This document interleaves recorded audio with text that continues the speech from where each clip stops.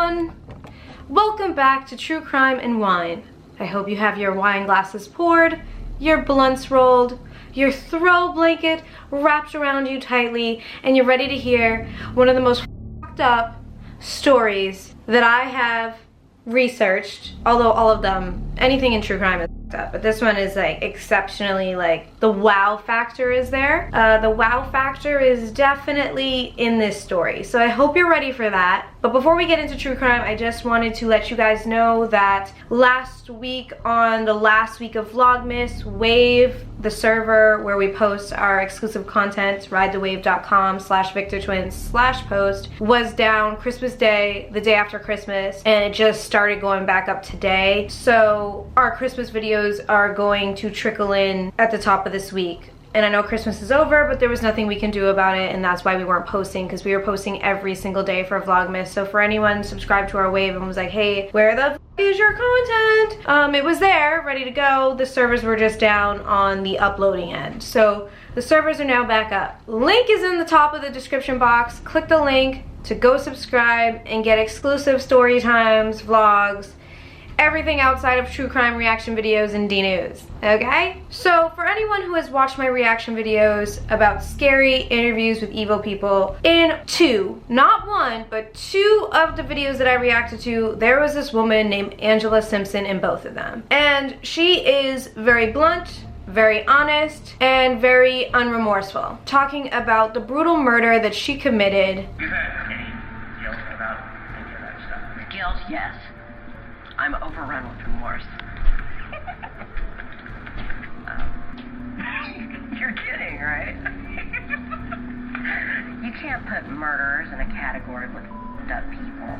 That doesn't make any sense. And I promised you, and I promised myself, that this would be the next story that I cover. Angela Simpson is a very, very hard person to research. Despite her heinous, gruesome, wild, up crime she committed, that really, it's what horror films are made of. There's not much online about this woman. There's nothing about her childhood, really. There's nothing about her personal life. There's really like nothing about this woman that is researchable online. So I couldn't really dive deep into how she became the way she became, or how she is the way she is. There really is no explanation on how Angela became a stone cold killer slash psychopath. There's like nothing online, nothing. Angela Simpson was born on November 29th, 1975. That's about all the information I could find on this crazy bitch. But that makes her a Sagittarius. And what I've learned by doing true crime is that most serial killers and psychopaths are Sagittarius. And I've also concluded that I'm really certain and almost 110% positive I will never date a Sag, and I damn sure don't want to be friends with one. And it's crazy too, because now that I was just saying that out loud, I realized my dad's birthday is December 10th. And my dad is a fucking Sagittarius. My dad's not a serial killer though, you guys. Like, not every Sag is a serial killer, but Dad? Hey Dad? Actually, I'm gonna grab my phone, let's FaceTime him. FaceTime Pops. Making a FaceTime call to Pops.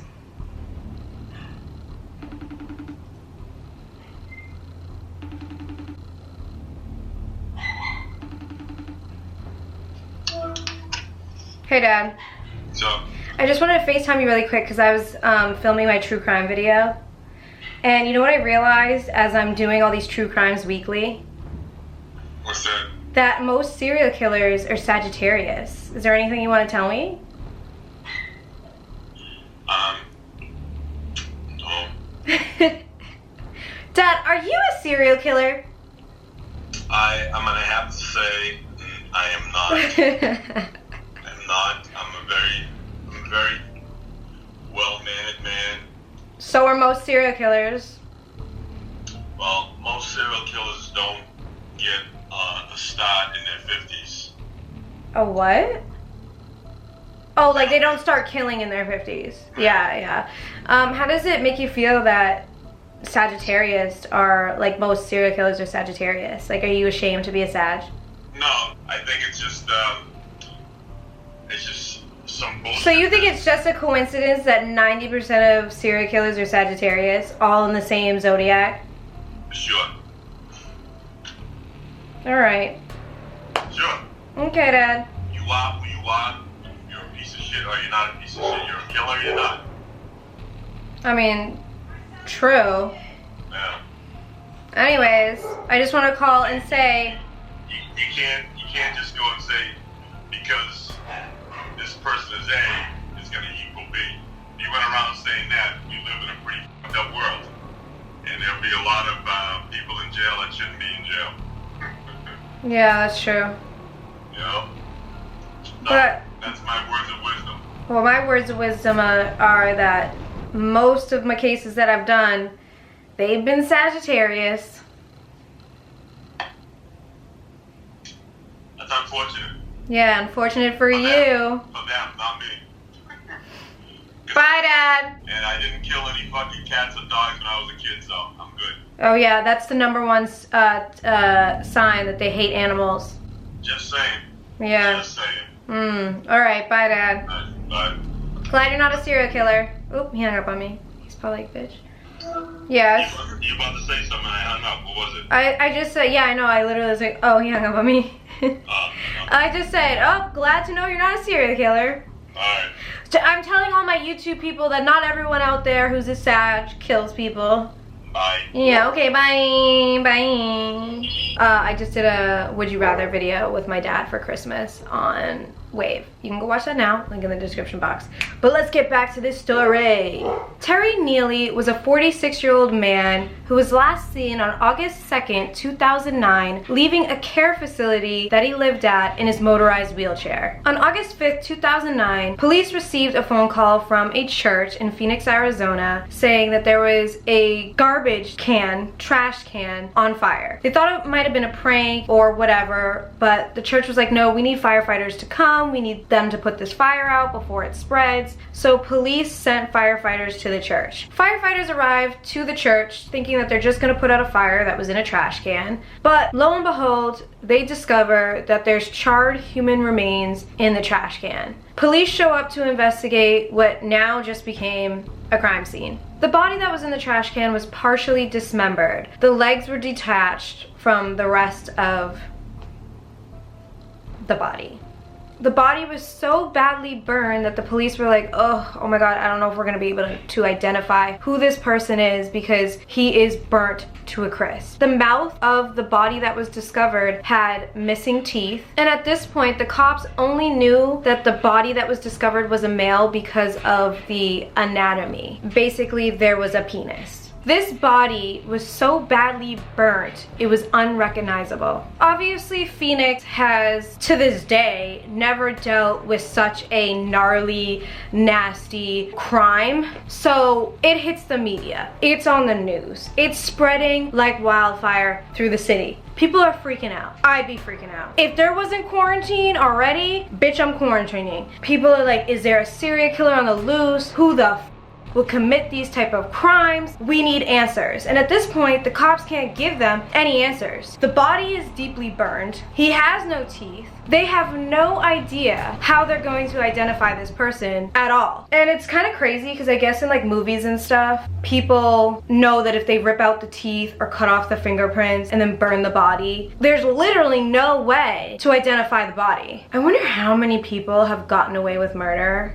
by doing that. It's kind of scary when you think about it. So whoever did this to Terry had the intentions of in fact getting away with murder. They thought, let me pull out his fucking teeth, let me burn his body to a crisp, and no one's gonna be able to identify him, therefore I'm never going to be a suspect because no one's gonna figure out who it is, who's missing, who's now deceased, and put me in an equation with him. So that's what I'm getting out of this. So cops are scrambling. They're like, we don't even know what the fuck to tell the media. We don't even know what we're gonna do at this point. They're literally at the drawing board and there's nothing fucking on it. Nothing at all. The police got really, and I mean really fucking lucky with this one because even though the body was barbecued to a crisp, they were able to get partial fingerprints off the body. I don't know how. Technology is amazing. And that's why most people can't get away with murder. okay? But they get partial prints and they're able to identify the body as 46-year-old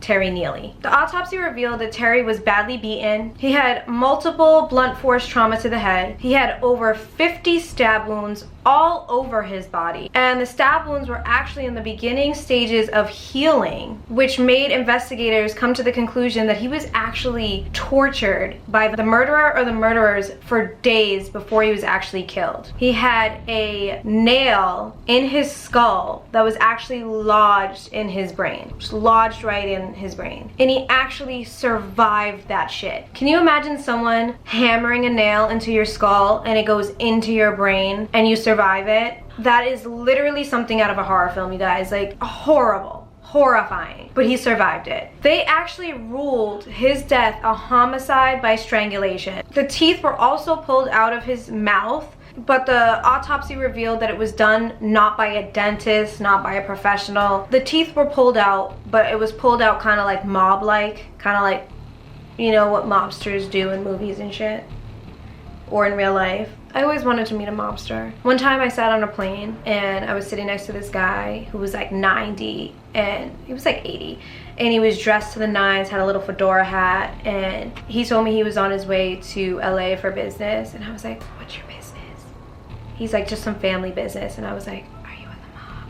And he started chuckling, but I'm almost certain that motherfucker was into some mob shit. I wanted to be like, can you adopt me? I really want to be part of your family. But then I'm also petrified of the mob because they can kill you and pull your teeth out, just like whoever killed Terry did to Terry. Some scary shit. Now, at the beginning of this true crime video, I told you that there was basically absolutely nothing online about Angela Simpson. The same goes for Terry Neely. These two people are pretty much ghost online, which is wild to me because this case and this murder and this entire story is fucking bananas. But besides that, there's barely anything on Angela and there's hardly anything, like not even breadcrumbs on Terry Neely, okay? It's weird. Both of them are just like not really known. And for having such a terrible crime be committed, it's almost like, how did investigators and reporters not dive really deep into both of these people's lives so that the world could understand both of them? Because this is a tragic, horrible story and we have nothing to help us understand the murderer or the victim. It's crazy to me. A huge question mark. Absolute question mark. Terry got around in a motorized wheelchair. However, he could walk. I don't know if his legs hurt or he injured it somehow, some way, but he did get around from point A to point B in a wheelchair. If and when he decided he wanted to walk, he would walk. He wasn't paralyzed, he wasn't immobile, he wasn't restricted to his wheelchair. When investigators asked around about Terry, he was referred to as having mental disabilities, although again online as I'm researching this murder victim, there's no specific details on what his mental disabilities were. People also describe Terry as slow. I think that terminology is rude as f. I don't know how you would describe someone who's socially awkward. I think the best way to put it is he was probably socially awkward, which probably made people want to describe him as slow. I don't know, I never met the guy, but other people describe this man as slow. So all the cops know at this point is where Terry lives, and that was the care facility he was last seen leaving. So they go to this care facility to interview workers there and also people that live there that may have interacted with Terry, been friends with Terry, or had taken care of Terry. And after multiple interviews, the only thing they got out of these people that saw Terry day in and day out was they didn't know shit about Terry. They didn't know who had a problem with him, if he had issues with anyone, or if someone was out to get him. They didn't know what he did on his personal time or in his free time or what he did outside of the facility. No one knew anything. The only thing this facility knew was that they hadn't seen Terry in 3 whole days. So he's been missing for 3 days. 72 hours. Missing. And also, I'm just a little, I just want to throw this out here. If I had a loved one that had mental disabilities who was staying in a care facility and he was missing for 72 hours, no one has heard from him or seen him, I'm a little confused why the cops didn't receive a call from the care facility letting them know that one of their patients, if you will call that, I don't know what you call someone at a care facility, I'm just gonna say patient because I'm not sure of the correct terminology. I'm sorry if I offend anyone by using the word patient, but I'm wondering why they wouldn't call 911 to file a missing persons after, 24 hours and then do a follow-up after 48 if they tried to tell you that 24 hours is too soon. But at 72 hours, you still didn't call the cops. The cops had to come to you to say, hey,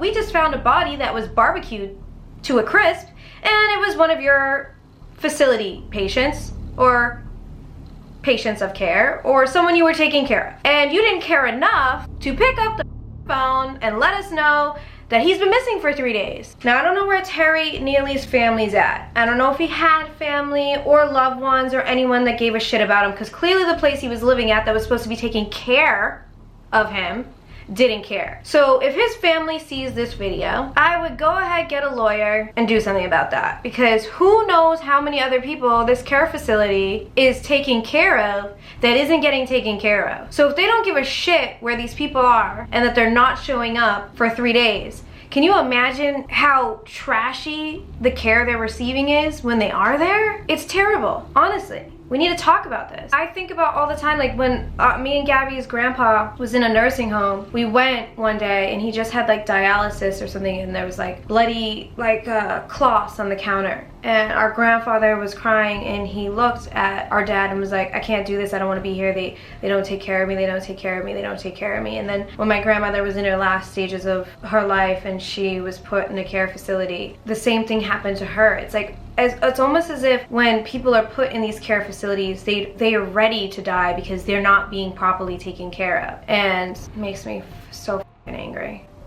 It makes me so angry. I just think about when I hear stories like this about my Nana. Was anyone really taking care of her? Could she have lived a little longer? Was someone there not doing their job, not making proper rounds, not giving the proper medicine? Do they even care about the elderly people or the people that are disabled in their facilities? It makes me fucking furious. It makes me furious. But I'm just pointing out that not one article that I read on this case did anyone talk about or bring up the fact that the care facility not once called the police and say someone that we take care of that lives here has been missing for 3 days. And it just doesn't make sense that you would call it a care facility and they've been out of your care and you didn't care to call. The cops had to come to you to tell you that Terry was brutally tortured and murdered. Investigators look at security camera footage outside of the care facility and they see Terry leaving the facility at around 8 p.m. on August 2nd in his motorized wheelchair. Now, the security camera's cut off, so they have no idea what direction Terry went in, who he went with. Again, they're back at the drawing board and they have little to no information. In the security camera footage, Terry's obviously leaving in a motorized wheelchair. So now the cops know only 2 things. The care facility he was staying at, and he was in a motorized wheelchair and the wheelchair is missing. When his body was found, the wheelchair was not with it. So in their mind, the cops are thinking, if we can find this wheelchair, we might get a lead. We might be able to figure out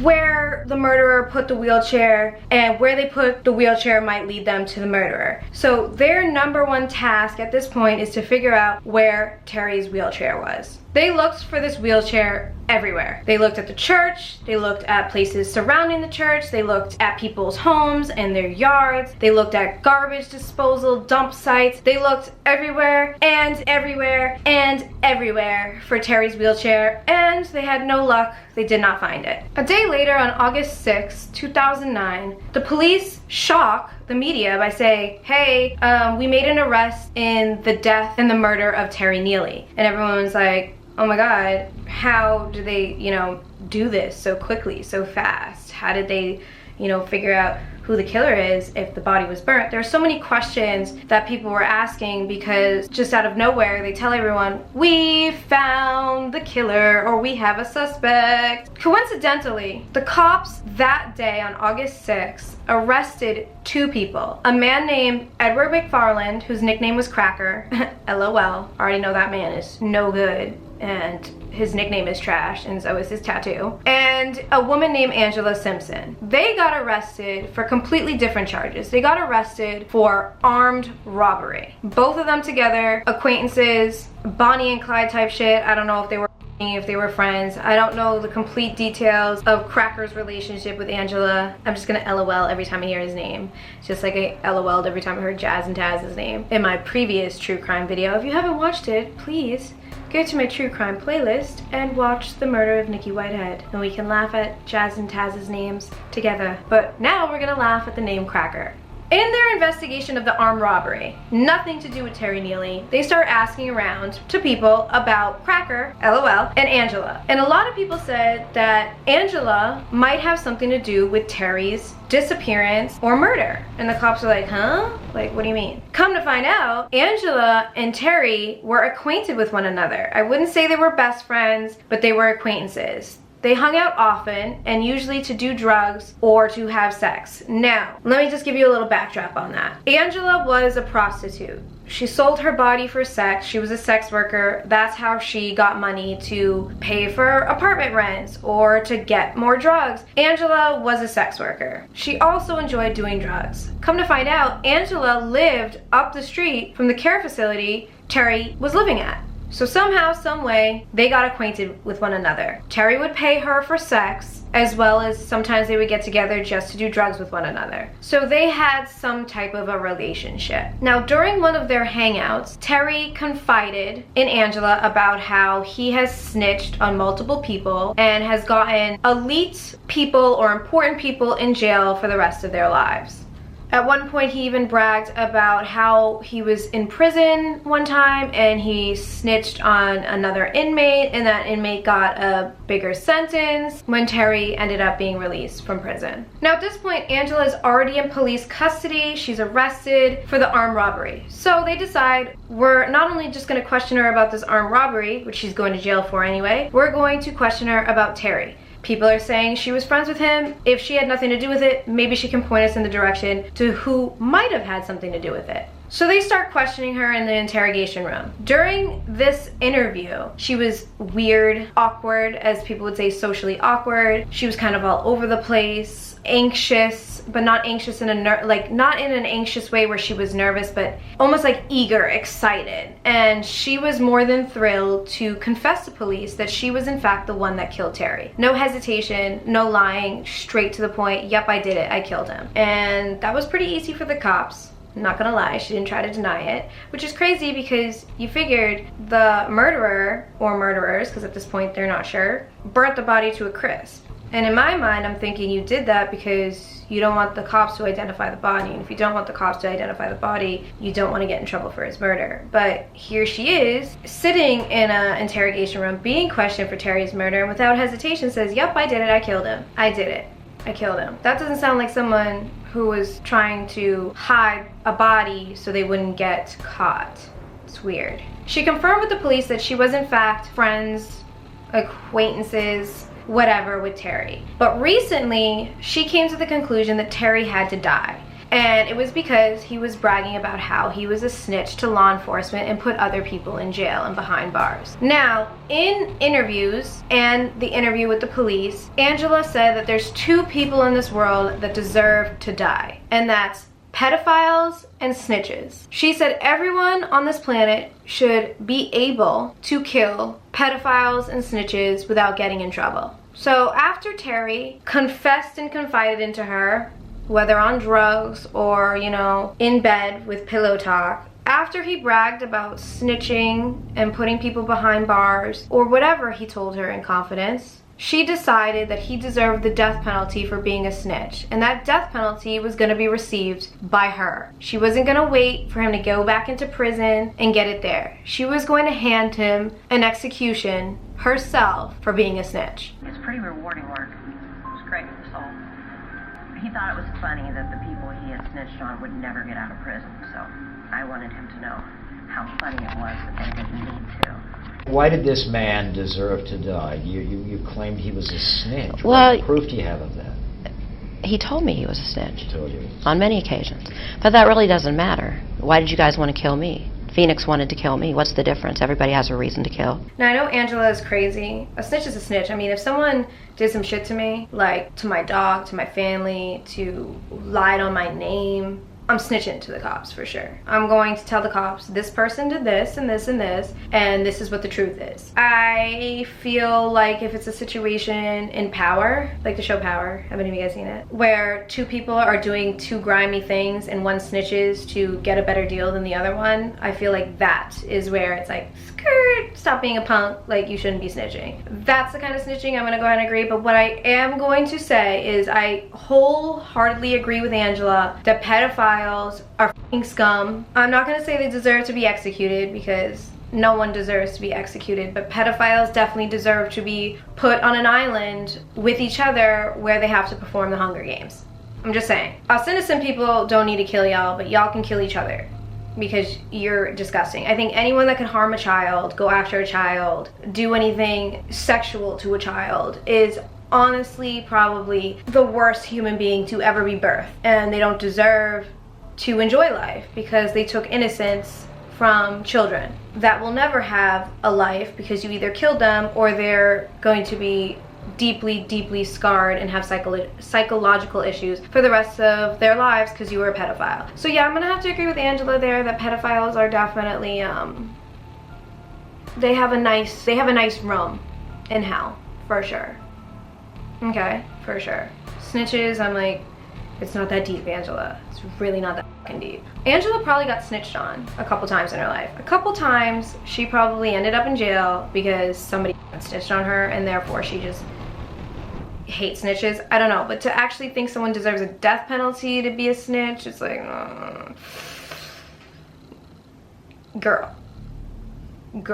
Terry and Angela bonded over two things, drugs and sex. They did drugs together, both liked drugs, and they both had sexual relations when Terry paid for it. Now, I don't know if it was always for free or if it was only free the night of the murder. I don't know how their relationship was set up. They also bonded over the fact that both of them have spent time behind bars. Both of them were in jail for whatever reasons. Now, it's weird because, again, when I'm online and I'm looking up this murder victim, Terry Neely, I can't find anything on him. Not even what he was in jail for prior, but both of these people were in and out of jail. Angela served time, he served time. They both shared that experience with one another. Now I'm thinking in my head that when they're having pillow talk after a couple lines of blow and a couple blunts or whatever drugs they were into, Terry probably thought he would sound super cool to a woman if he bragged about being a snitch. Like, yeah, I put this dude in jail and that dude in jail and I did this and I did that. And he probably thought that that would be like a, wow, you're so cool. I'm totally gonna suck your dick for free later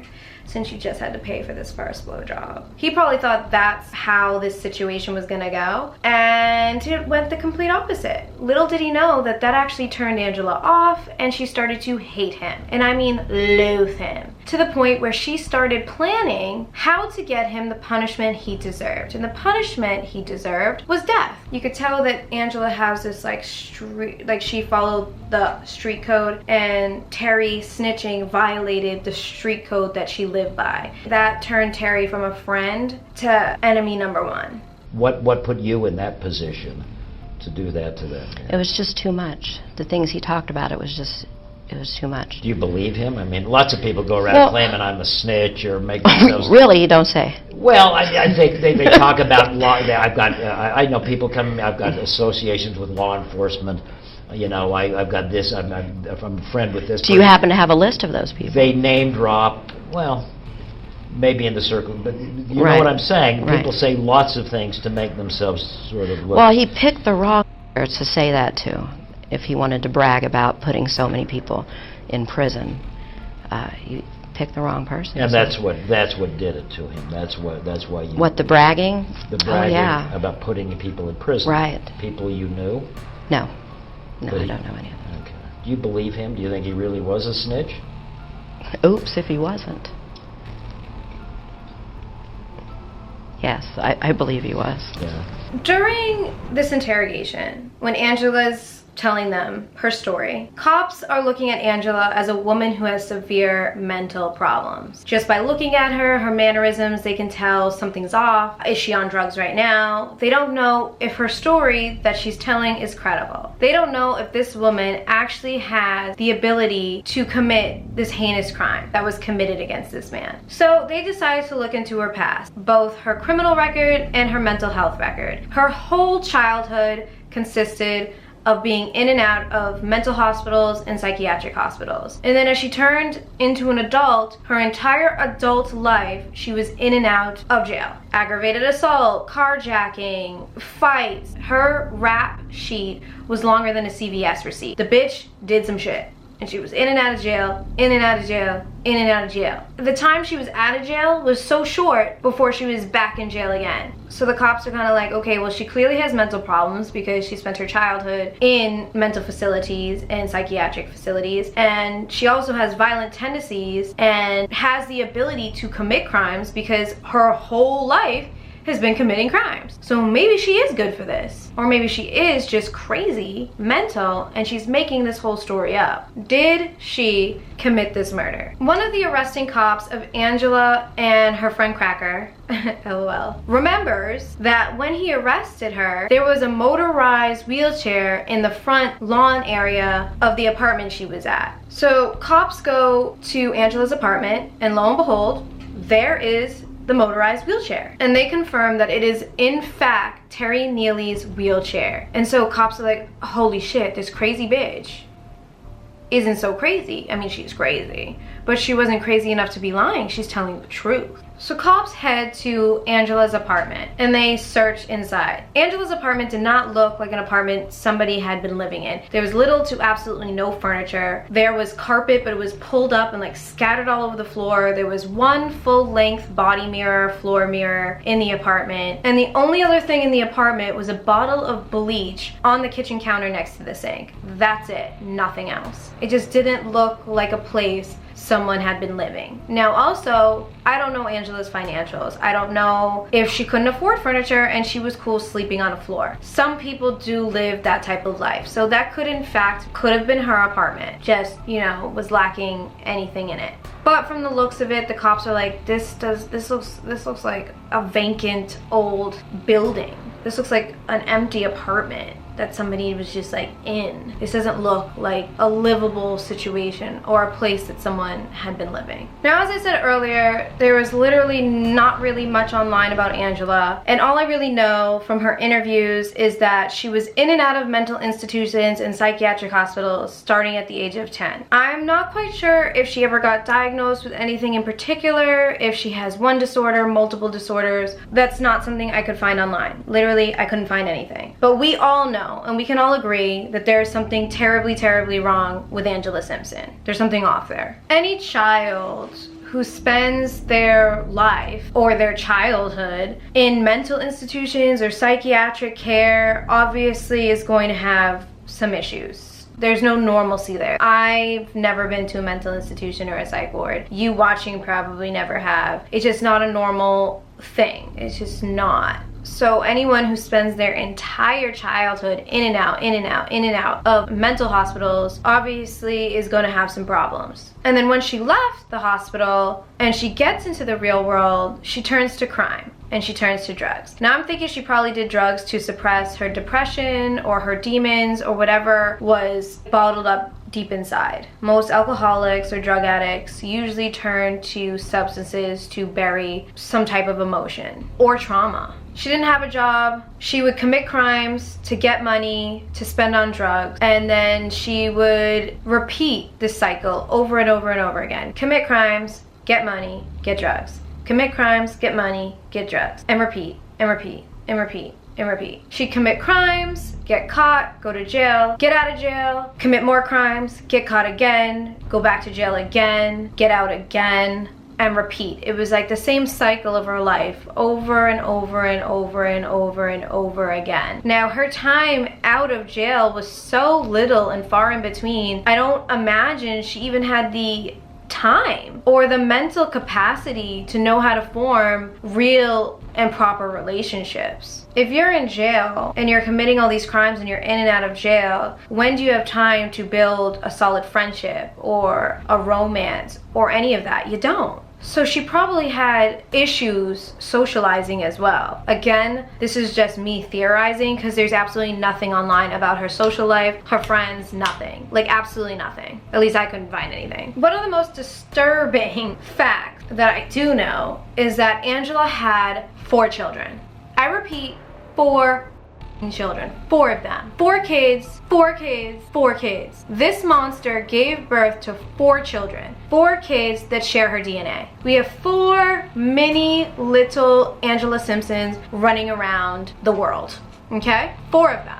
Now, again, I couldn't find anywhere online anything about her children. I don't know if she had children through her sex work, if she got pregnant 4 times by 4 different men through just her sex work and unprotected sex. I don't know if her children all have the same dad. I don't know if the children stayed with the father or fathers. I don't know if she gave her children up for adoption. I don't know if the children were put into protective care services because clearly Angela is an unfit mother and cannot perform the duties of a good mom because she's on drugs, she's in and out of jail. She doesn't have the ability to take care of anyone, not even herself. But I could not find online at all, anywhere, what the deal is with her children at all. But the fact that there are 4 children, 4 offspring, walking around with this complete psychopath, stone cold killer DNA is horrifying. You know, because we don't know if DNA makes you a killer. No one's proved that or unproved that yet. We don't know if our great-great-grandfather was a murderer, so therefore like 5 generations later someone in your family might be a murderer. We don't know if that's like some real ass shit. So who's to say that her 4 children won't have whatever mental issue she has and they're on the verge of committing murder somewhere? We don't know. It's horrifying. It's actually quite and terrifying, especially for anyone who has no idea that those are the children of one of the gnarliest killers of all time. Do you have family? I do. From an adopted family or? I have 4 children. You have 4 children? I do have 4 children. Where are they? El Mirage.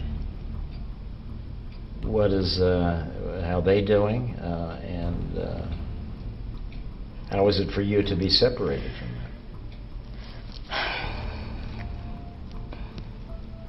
I don't want to talk about my children. I can't do that.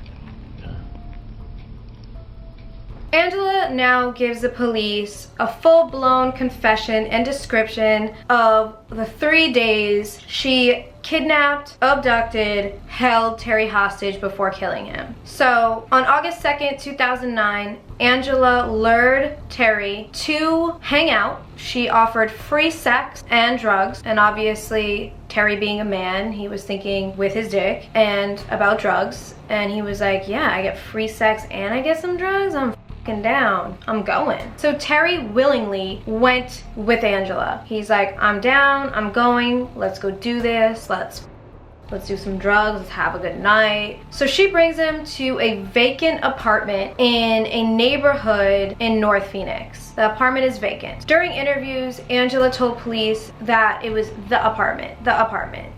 She never referred to it as my apartment, which made investigators believe that Angela might have gotten this apartment strictly to kill Terry, or she used it as like a hideaway or a getaway or a place where she would commit other crimes. That's what investigators got from how she was speaking. But she brings Terry to this vacant apartment. Once they got inside this vacant apartment, Terry dropped her fake act. She decided, I'm no longer acting like your friend. I'm letting you know right now, and I'm gonna make it crystal clear to you that I am in fact your enemy. Terry, I don't know what was going through his mind, but he was probably blindsided, confused, like, what the fuck is going on? Like, I'm so concerned, I'm weirded out, whatever. Angela wastes no time. Almost immediately she gets violent. She picks up a heavy tire iron that she had in the apartment and she hit Terry in the head with it over and over and over and over again. He was screaming in pain, crying out for help, and he started to bleed. Now, she never knocked him out. She never made him unconscious because Angela was so twisted and so fucked up. She wanted Terry to feel every ounce of pain she was making him endure. Everything I do to you, you're gonna feel it. Now, in one of Angela's interviews, she says that Terry could walk. I think she says, I don't know why the media acts like this motherfucker couldn't walk. He could walk. The incident, can you tell me anything about what happened during those 3 days while you were at What do you this? mean? I don't know. I took him to my house, walked him down the street. I don't know why the media acts like the motherfucker couldn't walk. He walked very well. Walked him upstairs, kicked his ass, and killed him.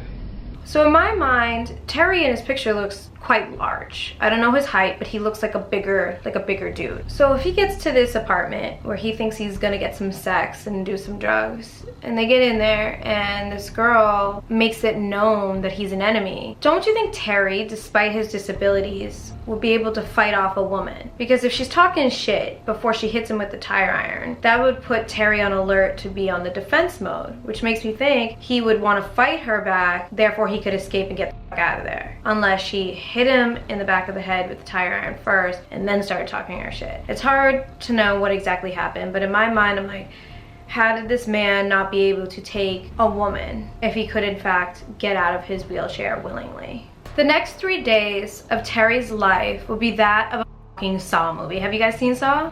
Have you guys seen that movie? This shit is fucked up. It's like literally torture. And that's exactly what she did to him. She kept him locked up in that dirty, disgusting, vacant apartment and beat him and tortured him in intervals for 3 days straight. Multiple times a day, Angela beat him, whether that be with the tire iron, her bare hands, a hammer, whatever. She beat him multiple times a day. She used a variety of knives to cut him and stab him in multiple different locations all over his body. That's why when his body was found, the wounds were somewhat healing and they were all over his body, not just in one spot. They were everywhere and they were all different shapes and sizes because she used different knives. Angela pulled out his teeth with pliers. That's why it looked like a f***ing hack job and not a, a dental technician, hygienist, whatever you call them. Pulled his teeth out with pliers.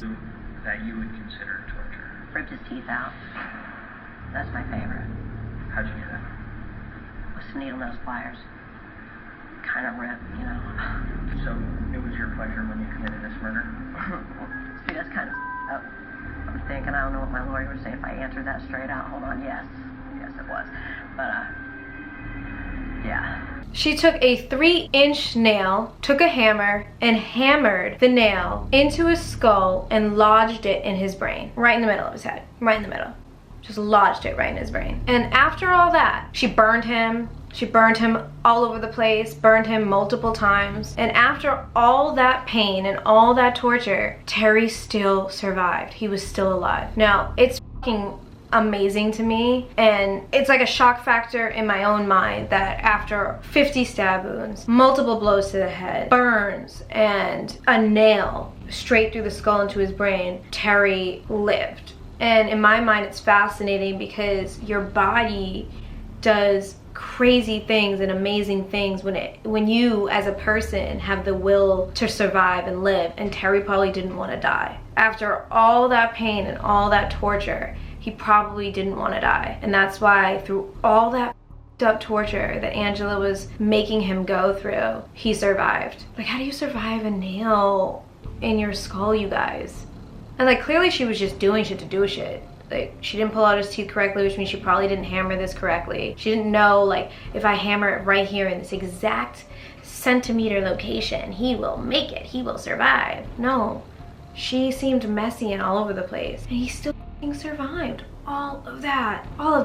That's insane. Insane. During all this torture, Angela set up the floor-length mirror that the cops had originally seen when they went to go search the place in front of Terry. And she made him watch all the pain she was making him go through. When she stabbed him, he had to watch it. When she burned him, he had to watch it. Everything she did to him, she made Terry watch. On top of that sick shit, she didn't let this man eat.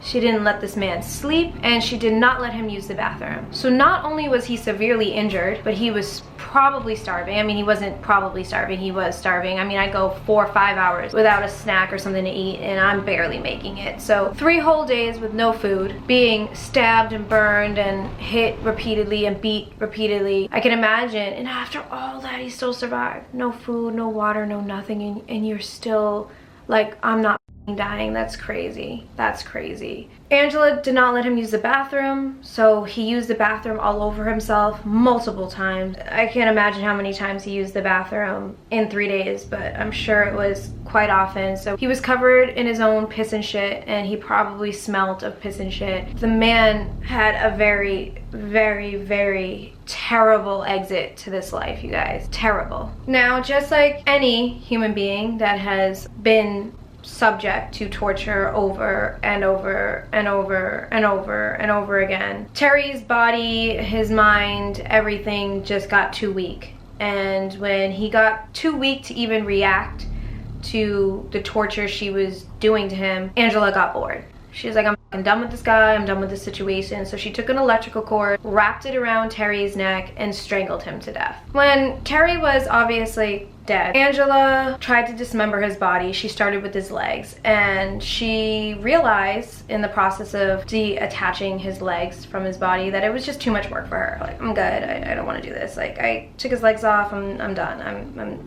I'm over this. I'm not gonna cut him up into little pieces. So she left the rest of the body intact. She called a friend. She asked to borrow their car. She got the car. She loaded Terry's body into the car, took it to the church, dumped the body and the legs into the trash can, and then set the trash can on fire before driving off into the sunset. Now, a lot of people, and even me, I'm one of these people, believe that Angela did not commit this murder and these crimes alone. That's why I initially said, for a grown man who's in a wheelchair but has the ability to walk, but chooses when and where and how he'll walk, how did he not take on Angela? That makes me think that somebody, probably a male, was there with her. And Terry was defenseless because there was 2 people instead of 1. How does Angela get Terry strapped? Because clearly Terry had to have been strapped to his wheelchair the entire time. Because if Angela left the apartment at any given time to go eat or go for a walk, if he wasn't strapped up to the torture chair, which was his wheelchair, he could have crawled his way to another apartment building or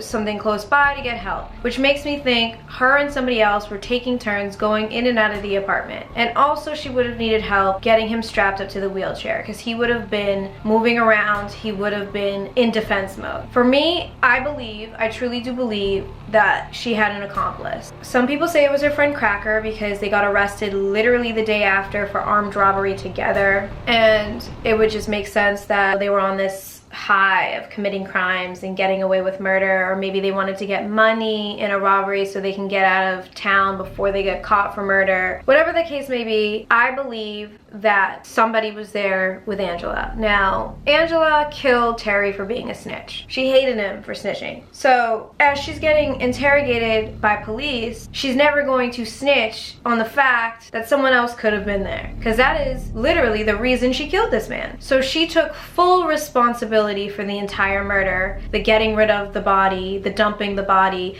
lifting a big ass man into a car without being seen by anyone, bringing it to a church, lifting that body again into a trash can by herself, and again not being seen by anyone. She did that all by herself. Doesn't make sense. Okay, my dog Caesar is about 30 pounds and he's heavy. I can't imagine a man who might be 250, almost 300 pounds, carrying that body out of a building into a car, out of a car into a dumpster. That's heavy. She would have needed help. Somebody helped her, for sure. Also, whose car did she use? They could be an accomplice in murder. Why didn't they test the DNA in the car? Maybe there was something else there. I feel like the cops really just were cool with Angela saying she did it and didn't bother looking for anyone else. It's really weird to me that this wasn't brought up more. There wasn't more research done. Whose car were you driving? What friend did you call? How do you know this friend? Did he know what you were doing with the car when you gave him back the car? Was there blood? Did he see the blood in it? Is there still blood in it? Was there a smell in it? Did he clear out the smell? What happened to your friend? Did he say anything to you? It just, nothing makes sense. And it doesn't make sense to me that the cops weren't interrogating her with those questions. Mind you, she wouldn't answer them because she's not a snitch. But they could have done more digging to figure out who was with her, because she wasn't fucking alone. I don't think for a second Angela was alone. And they could have figured out who that person was, because anyone who was with her is a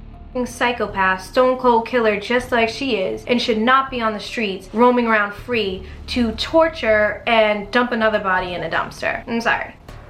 They could have done better on that. So crazy, because a lot of these true crimes, it's really the cops that drop the ball. Like, it really is. Not, I mean, okay, it's a win to get Angela, who was willing to confess, but you guys could have gotten both the people that were involved, because she did not do this on her own. I'm sorry, she just did not. Where were the knives? Where were the knives, the variety of knives that she stabbed him with, because they were in the apartment? Where did those go? Do you know what I mean? There's mad questions, bro. Why is no one like, hey, like, can we get some answers to those? I'm just a little confused. Angela was arrested for first-degree murder, kidnapping, and abandonment and concealment of a human body. She pled guilty on all counts. She was sentenced to the rest of her natural life in prison and an additional 14 years for the other crime she committed. Now, the extra 14 years is dumb to me, because she's already gonna be dead. Like, don't even bother. Just say she's sentenced to the rest of her natural life in prison. And during an interview, she says that she should have gotten the death penalty. The death penalty would have been justice for Terry.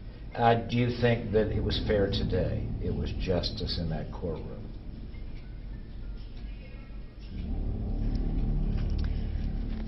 No, I don't.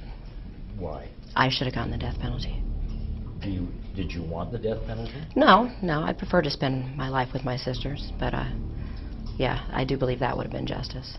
Like I said in my reaction video, I find it interesting when people commit these crimes and then when they get arrested, they want to be put to death. And it's almost like they don't want to live with themselves for the rest of their lives in jail. Even though they act like they're not guilty, maybe the guilt is overwhelming of how up they are. Like, maybe deep down inside, psychopaths and serial killers and deranged lunatics know that they're fucked up and hate themselves for it and can't live with it. And when you sit in a 2x2 jail cell for the rest of your life, that's all you have left to think about. So for her, she was like, they should have put me to death, but they made her spend the rest of her life in prison, which I feel like is more torture for somebody than just putting them to sleep. But her murder and her crime that she committed, which she says to this day was solo dolo, was one of the worst crimes Phoenix has ever seen to this day. I'm gonna go ahead and show you a couple more clips from the interviews online. Also, a lot of people left comments on my last true crime about how I'm not putting interrogation videos and all that. It's because the videos get copyrighted. If you go to my Duvall Twins true crime and you watch it, all the clips are muted. There's no sound because YouTube took the sound off. So I stopped doing that. The only reason I'm including these clips is because I did a reaction video to them, and that reaction video didn't get copywritten, which makes me believe, and I hope when I upload this it'll be fine, that I can use these clips. So that is the only reason I'm adding them into this video, but that is also why I don't put interrogation clips on my YouTube true crimes anymore, because YouTube just doesn't let you use any of it. How do you feel about spending the rest of your life in prison? You know, I got a lot of family in prison, and I'm okay with that. I'm okay with that. Yeah. I got many sisters in prison. I can't wait to see them. It's really not that much of a punishment to be sentenced to spend my life with my family. It's, again, your candor. I've interviewed people who have committed murders before, and usually they sort of prevaricate or they this or that. You're about as direct as it gets. Right. Why is that? It's only fair. I expect you to be the same way. Okay. You're very upfront Pretty much. about talking about this killing. Right. You murdered this man. Yes, You tortured him. of course. There is no ambiguity, and there is nothing you want to... In court today, you said you're not here to pretend to be remorseful. Of course not. Why would I do that? Are you remorseful? Not at all. Why? Why would I be? You claimed that other people had been killed in that same apartment. You had killed other people. Have you killed other people? No, I've never killed anyone else. So that was something to talk. Right. And you don't want to talk about your past, but your lawyer said that, you know what, in sentencing you, the judge should bear in mind that you've had a really Right. tough life. I started being hospitalized at 10 years old. I have a mental history from 10 years old till present, so yeah. When you say mental history, I mean, do you care that anyone feels sorry for you? Do you want anybody? Feel sorry for me? Yeah. Should the people who are watching this say because she had a bad childhood, Of course not. because she had as mental illness? Of course not, no. That we should feel some sympathy for you? No. You would not have that? I want no sympathy, no. What then? Do you care what anybody thinks about Angela Simpson and what you have done? I don't. I mean, I'm really not trying to be to get you Right. angry, but I'm just. Is there a message for what? Is there a bottom line or a lesson to be learned from the story of Angela Simpson? There's a bottom line to everything. But What is the bottom line to this story? Whatever people want it to be. If it doesn't What do matter you what want I it to say. be, I don't know. You're sort of an interesting character because, first of all, women generally don't commit crimes this heinous. Right. This is usually the domain of men. That's unfortunate. Do you think more women? Oh yeah, equal opportunity, definitely. Would you, if you had that moment to live over there, I'd have kept him alive a week. but you would have still tortured him and killed him? Oh, I'd have tortured him for a week, yeah, instead of 3 days. Definitely. Okay, we're done? Are you done? Yeah. All right. Thank you, Angela. Good shit, dude. That's gonna be crazy, isn't it? That's gonna be wicked. Make it look good, please. Oh, you're gonna put this on too? Well, look, Don't put the ending on. There's a lot of theories from people that she puts on a show. She wanted to get caught. She wanted to be on TV. She was tired of just living this life on repeat of going to jail, getting out of jail, going to jail and getting out of jail. And she wanted to commit a crime that would make her quote unquote famous. Because at the end of the interview, she's like, good shit, dude. Make sure you edit me good. Super hyped and excited that her craziness will be aired nationally for the whole world to see. And a lot of people said that she was putting on a show so she could be infamous for her killing and for her murder. I feel like when people are fucked up and people have mental issues, they aren't doing it for popularity or for attention. Or if they are, it's because in their up mind, because of their mental issues and their disorders. I don't know, I don't get it. I personally don't think she was doing it for publicity and attention at first. I think that once she realized she was in jail for the rest of her life, she just said, F it. I'm going to say whatever the I want to say because it's not going to make me stay in here longer or shorter. I'm never getting out. So I think she finally felt comfortable enough to fully take off her mask and just show her true, horrible, evil self for all the world to see. Some people say that she wanted book deals and TV shows and there's going to be no story like hers, which there isn't any story like hers, and you don't hear of many women committing crimes like this. It doesn't happen often. It's usually men. So I'm shocked that there hasn't been a movie made. There hasn't been more of this on a television show or whatever. They say that Killing Eve was kind of inspired by her. There hasn't been like a remake of a movie on her. There hasn't been a book, or at least I couldn't find one online, about Angela and her murders. I'm shocked by that because this is definitely one of the most crazy stories ever. And also the interviews and how cold she is and how blunt she is and straightforward she is very eerie to watch, and it'll give you goosebumps and it'll give you nightmares at night. And just the way her eyes bulge out of her head and how proud she is of the crime she committed is quite terrifying. And that's why I tell people all the time in my true crime, you gotta be careful who you're friends with. You just never know. Terry just thought he was about to hang out with this chick he hangs out with on a regular basis. He thought he was gonna have sex with this woman he's been sleeping with. He's gonna do a little drugs with her, and then he was gonna go back to his care facility and maybe do it again sometime soon. Little did he know that she had been plotting and planning his execution because he told her something in confidence as a friend. So you just never know who you're around. So All I'm saying, people, is be careful who you surround yourself with, because you don't know what evil eye is against you, what they had planned for you, and it's horrifying. It really is scary. And that's the true crime for today. I hope you guys enjoyed it. I said I was gonna do Angela next, and I did Angela next. So now you guys know the interview that I was reacting to in my other reaction videos, which you can find in my videos under reaction videos, is this story. This is the crime she committed. This is who she is. This is Angela Simpson. Psycho. Crazy bitch. Anyways, give this video a thumbs up or a thumbs down, but as I always say, if you're giving it a thumbs down, you probably shouldn't be on this channel. But if you are going to be here, make sure you hit that subscribe button, but also hit the bell, because if you don't hit the bell, you will not get notifications, and if you don't get notifications, what is the point? There is none. Most importantly, don't forget to subscribe to our Wave channel. All our vlogs, all our mukbangs, all our story times, all that stuff will be on our Wave channel. It is the first link in the description box, ridethewave.com/VictorTwins/post. And all my social media will be below as well. So subscribe to follow, subscribe wherever down below. And I love you guys to the moon and back. Be safe, be safe. Be careful who you surround yourself with. It's scary out here because it's like they don't even let you know till the very last second, and before it's too late that they're not a friend, they're an enemy, and that's the scariest part of it all. Like, imagine how many people all of us have interacted with or had moments of time with that aren't who they say they are, or wear masks so thick they don't even know who they are. That's pretty scary. I'm pretty much certain that after quarantine's over and after all these true crimes, I'm gonna be the most antisocial bitch on the face of the planet. For sure. Definitely. I don't need any friends. I'm good. I got my dog and my sister and myself. I'll talk to myself.